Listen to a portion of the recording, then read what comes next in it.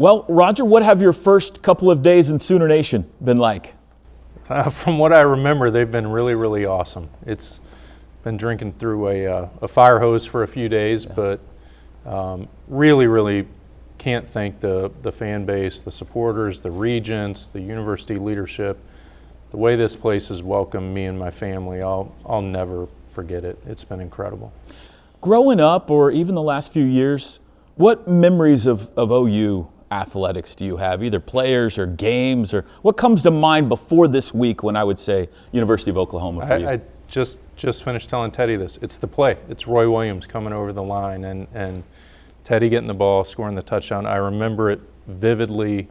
It's just one of those moments in football history that I see it over and over.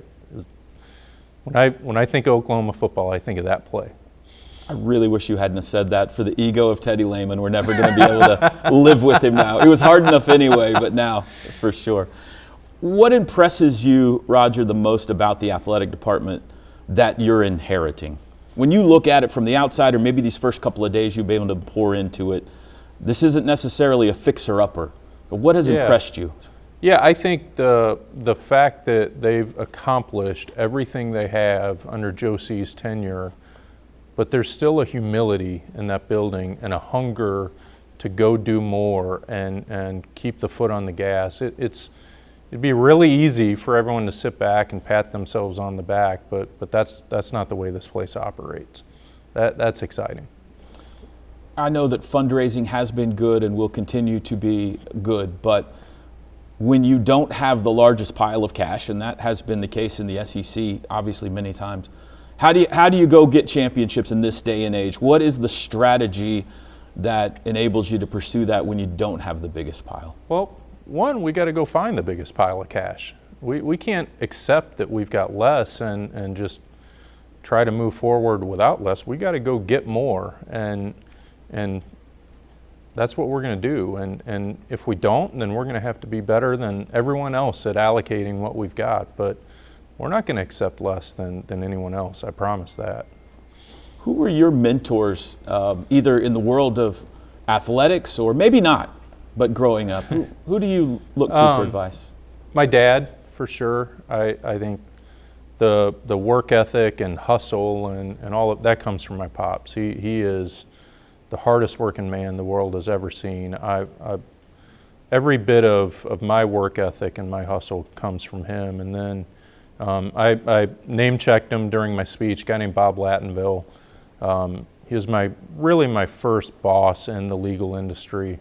Bob is just exceptional in every way, the way he thinks, the way he interacts with people. Bob never has a bad day. Do everything I can to be like that guy. And then Josh Whitman. When I took that job, I told Josh, I said, look, I've been a partner in the firm for 7-8 years now. Like, I generally didn't have a boss, right? That's the beauty of partnership. Yeah. is there were 82 of us, and we had a managing partner, but he let us run our own business. And I told Josh, I said, look, the hardest thing of this is me having a boss again, and never felt like a boss. He felt like a partner every step of the way, but I learned from him every day I worked at Illinois, and he's as good as it gets as a friend, a boss, a mentor, all of those things. What are you proudest of that you accomplished at Illinois that maybe you hope you can bring to Oklahoma? God, that's a big question. Two things. One, I think the benefits that we've provided to the student athletes at Illinois, we ramped up our scholarship count in a big way through a really incredible partnership with the campus. And again, I go back to what I said on Wednesday. The only reason I'm sitting here today is my education. And that education I have has changed my life, but it's also changed my kids' lives, and it's going to change their kids' lives. And so the fact that hundreds of young people at Illinois every single year are going to get a free education because of the work that we did with our campus, that gives me more pride than you could ever imagine. And then just what we've done in the football program. We won 9 this year. That's 19 over a 2-year stretch. Never been done in the history of that program. And I know folks don't think of Illinois in that way, but there's 5 national championships on the facade there, and so there's a real history at that program, and for us to do something that had never been done is really incredible, and the place where you really see it when you walk into that stadium and you see 58,000, 60,000 people there, and you realize that they're choosing to allow us to be the backdrop of those special moments in their life. Like that's what this is all about, and that's what I'm most proud of. Heard President Harris and Randall Stevenson talk a lot about the toolkit that you bring that they like. What's number one at the list of strengths of Roger Denny? What do you feel like you're best at? The phrase I've used is the art of the possible, right? The beauty of the law practice is I had a lot of clients, right? It wasn't a one client thing. I wasn't in-house with someone, and so I got to see leaders across different industries, including in sports, tackle a lot of really complex problems and do it differently each step of the way. And so to me, it's that breadth of perspective that allows me to look at some of the challenges we face and draw parallels to things I've seen in the past and say, okay, this problem seems like it's similar to that one, and I watched this guy solve it that way and this other guy solve it another way, and try to mesh all those things together and really bring creative solutions to some of the problems we're dealing with. We're sitting in what we affectionately refer to as the palace on the prairie here. What is your impression of the football program? Brent Venables, Jim Nagy, and the state of the Oklahoma football program right now? It goes back to what I said earlier. I think it's a program with an incredible history, including recent history. A few weeks ago, we were in a playoff game, and the sense I get is no one over there satisfied by it. And everyone, even going back throughout this process, getting a chance to talk with Coach Stoops, right, and which is incredible, right? Like quick aside, the day it comes out, Friday, the Amels tweet comes out, the university follows it. I look at my phone and Bob Stoops is texting me. Like that's just one of those moments in life that you think of. And so, but in any event, going back to those first conversations with Coach Stoops, him talking about the opportunity to build even more on what we've done that we haven't come close to reaching the capacity of this program. That to me is what I think about. It's those next steps. It's the fact that we were in a playoff game. There are, 7 national championships, 50 conference championships, and everyone to a person says we haven't reached our potential yet. That's the exciting part. These are tumultuous times in collegiate athletics the last several years. Is college athletics going to be okay in your mind? Of course. Yeah, no doubt about it. I think it's tumultuous, but every industry goes through this, and I think President Harris wrapped up his remarks on Wednesday by talking about college athletics as such a unifying force in such a moment in time where our country feels so divided on so many different things. The fact that we can be a unifying force, I think, speaks to the future of this business and the staying power of this business. And so, yeah, I have no concerns about the staying power of what we do, but that doesn't mean there's not problems we got to fix. We got to dive in, and again, I come back to one of the unique things about Oklahoma and this platform is it gives us a chance to be a voice in how we fix those things.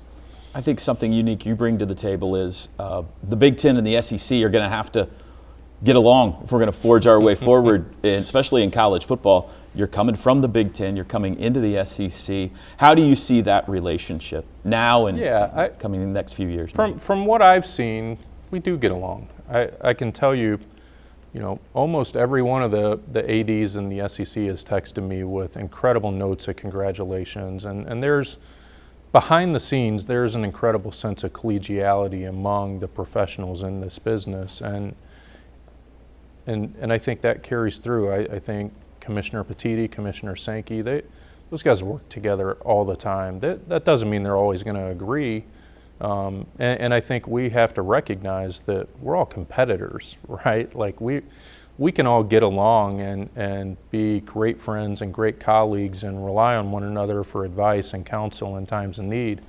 But at the end of the day, we're still competitors. And so I hope people don't mistake that competitive instinct for real disagreement and inability to work together. We're going to disagree, but that doesn't mean we can't work together.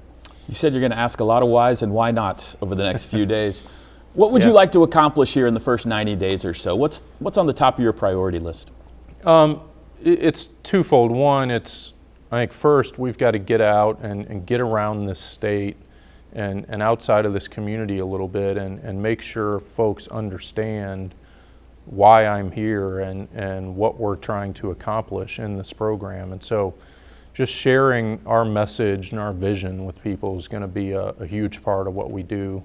But then also doing it in our building over there and just really getting in with our staff and figuring out, there's been so much talk about change. We don't want to change just for the sake of change, right? And so we've got to be really careful about picking our spots. And so I think it's getting with our staff and really getting to understand the places where we need change and the places where the legacy of this place is so dependent on the way we carry ourselves and the way we do certain things. It's understanding the places where we're not going to change. And so really it's those two, it's all relational, right, in these first 30, 60, 90 days, making sure that the people are aligned and committed to the vision that we've got and ready to chase it. First impression of your coaches? It's an amazing group. So Wednesday, but before we went over there and went through the introduction, had the chance to get together with the head coaches group and I previewed a little bit of what I was going to talk about and that part of my remarks about our underdog spirit. The feedback I heard from the coaches is hey, like we're already there. That's how we view ourselves, which was so interesting and inspiring to me because coming from the outside, Oklahoma is a bona fide blue blood, and you don't always associate that with an underdog spirit. And they corrected me pretty quickly that they're already there, and it was really cool to sense that. And so I think in that room you've got a real group of grinders that are ready to continue pushing this program forward. And I didn't get even, I said it, there's 25 national championships in that room. Like that's an absurd number of titles, and they're not satisfied by that one bit. They want more just as badly as I want the first one. A couple more questions and we'll let you go. 4.5 years ago or so, you were in a very successful law firm, but as you said, maybe not satisfied personally. And now you sit here today, the athletic director of one of the bluest of blue bloods in America. Has there been a pinch me moment or two maybe the Bob Stoops text is one of them? That's one of them. Yeah. At the Bob Stoops text, I got to see Coach Switzer at the game last night. That's another one of those moments that it just feels so surreal. And my wife left this morning to get on the plane and head back to Champaign, and before she left, we just had a conversation like, it still doesn't feel like it's possible that this is where we're at, because it's just so special. And I hope we have that feeling every day for the next 4.5 years, because I can tell you sitting here right now, it's really special. That's a perfect way to end it. We're excited to have you, sir. Awesome. Congratulations. Yeah, thank you so much.